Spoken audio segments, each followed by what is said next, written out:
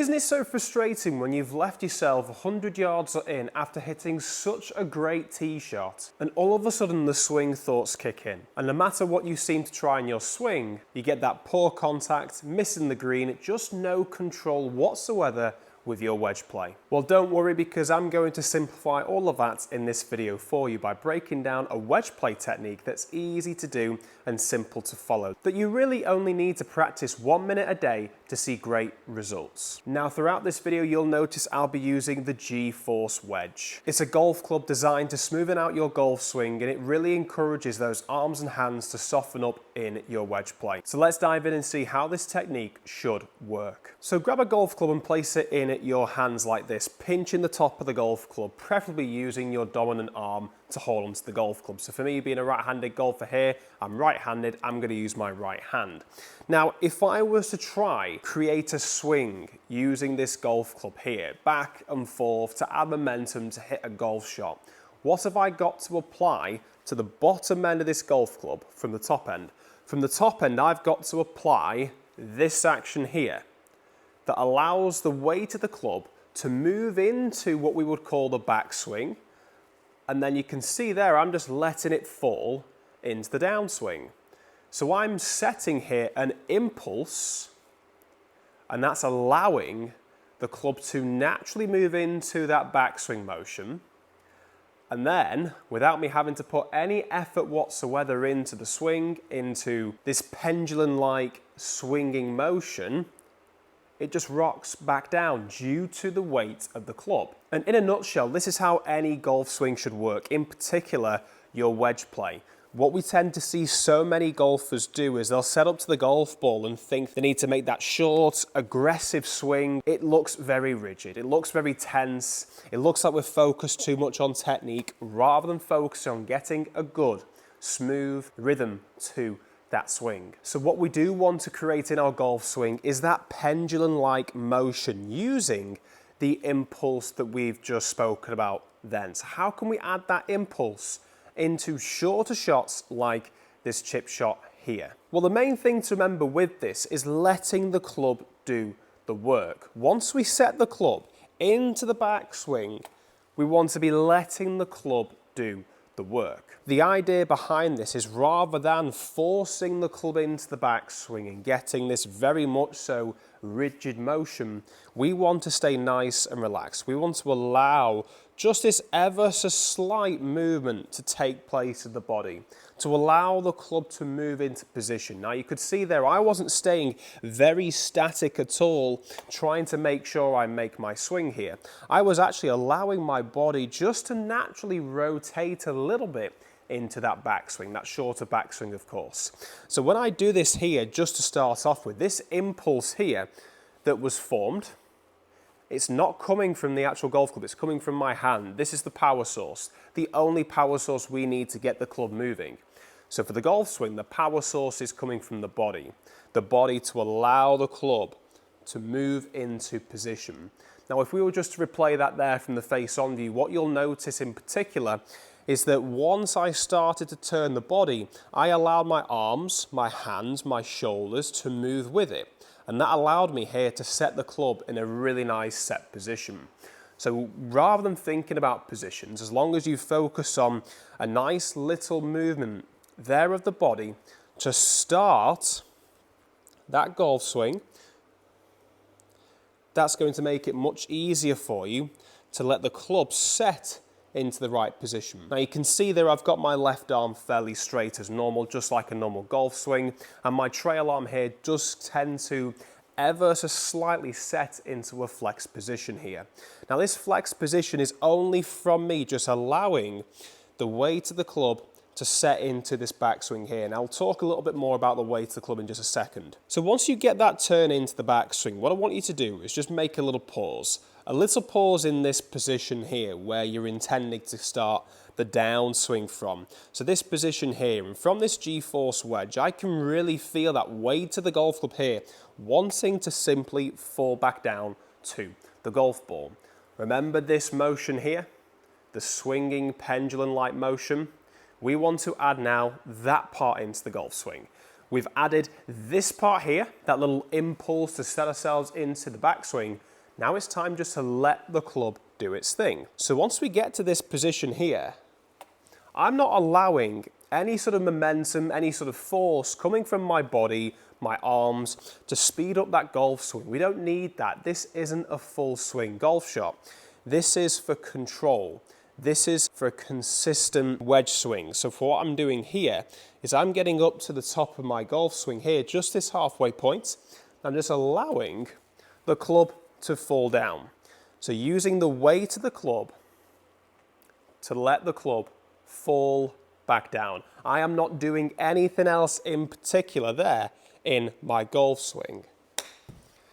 And just from me doing that there, we can see I've hit a nice chip shot there, very fluid, very smooth motion, just by the thought of setting that impulse and then letting the weight of the club take care of the rest. So letting the body set the club into the backswing, set that impulse, and then that little pause, just allowing that change of direction here, just waiting for that club to fall down. We don't want to force this motion, like I said before.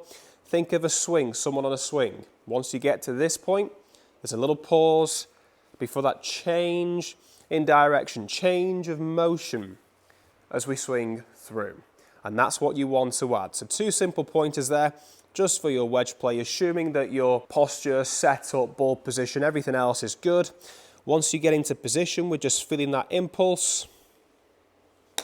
And we're just allowing the weight of the club to fall back down in its own time to hit the chip shot. And the GForce Wedge here really helps you feel how smooth that motion actually needs to be. So you can stop overthinking on these shots altogether, and that's what makes this club so special. I've now used both the 7-iron and the wedge, and with that whippy shaft, it's the perfect club to calm down a quick swing, to stay connected and build great tempo. Plus it also helps you give that instant feedback on the strike and also your tempo. If you go a little bit too quick, you can see there, well, the strike then was well out the toe and I've hit that one well off to the right. So that's a great indication for me there that I've swung too quickly and I've not allowed for that impulse to take place into the backswing and just letting the weight of the club swing on the way through. You can really feel it with this club. And apart from this whippy shaft, it's just like any other golf club. In fact, it's actually the only USGA and R&A conforming training aid in the world that you can legally use and carry in tournament play. It's got USGA legal grooves and a micro mild face for great feel and performance. And the weight is closely matched to your normal wedge anyway, unlike others on the market that are far too heavy. You can use this for all short game shots, you can use it for full swings, pitches, chipping shots, bunkers, even delicate lob shots. It's especially good for players who struggle with tension or the yips because it forces you to swing the weight of the club head, just like what we've been speaking about. And when you try and steer or rush the swing, we've seen what happens and it simply doesn't work. But once you crack this smooth golf swing with your chip shots, you can start to build this into the pitching swings. So let's take a look and see how this should work for that shot. So using the same target here on TrackMan, how should this work for a longer shot, a longer wedge shot, in particular a pitch shot from 70 to 80 yards? Well, for this type of swing here, it's going to require more momentum during the backswing and also the downswing and through to finish. Let me just give you an example here.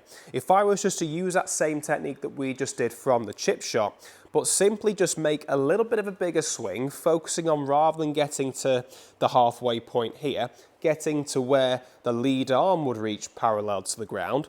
And I just hit a chip shot here doing the same tempo, focusing on that impulse, that rotation, then from the top of the swing, just allowing the weight of the club to swing through. Watch what happens.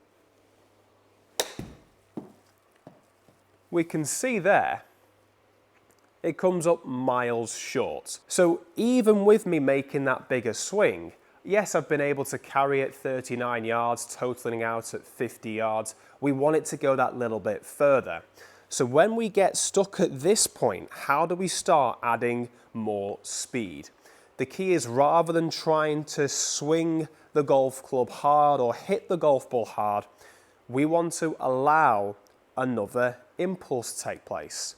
So another impulse to take place. We've got one starting the backswing to get this rotation to push the club into this position here at the top of our golf swing. But we want to add one from this point during the transition. So as we go from backswing to downswing, that's called the transition phase.